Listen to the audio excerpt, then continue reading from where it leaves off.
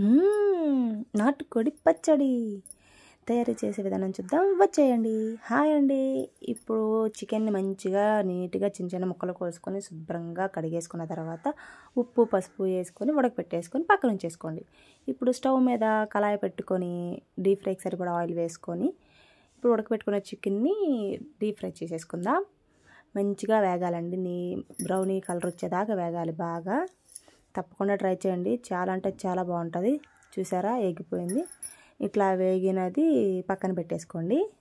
పక్కన పెట్టుకున్న తర్వాత ఆయిల్ ఉంటుందండి, ఆ ఆయిల్లో అల్లం వెల్లుల్లి పేస్ట్ వేయించుకొని పచ్చివాసన పోయే వరకు వేయించుకోండి. క్లిప్ మిస్ అయింది. వేయించుకున్న తర్వాత ఈ స్టేజ్లో ఉన్నప్పుడు నిమ్మకాయ రసం వేసుకోండి. నిమ్మకాయ రసం వేసుకున్న ఆయిల్ పక్కన పెట్టేసి చికెన్లో ఇప్పుడు సాల్టు, మెంతి పొడి, కారము, మసాలా తయారు చేసామండి, ఆ మసాలా పొడి వేసుకొని మంచిగా ఆయిల్ కూడా వేసేసుకోండి. పక్కన పెట్టుకున్నాం కదా నిమ్మకాయ కలుపుకుని, ఆయిల్ కూడా వేసేసుకొని మంచిగా కలిపేసుకోండి.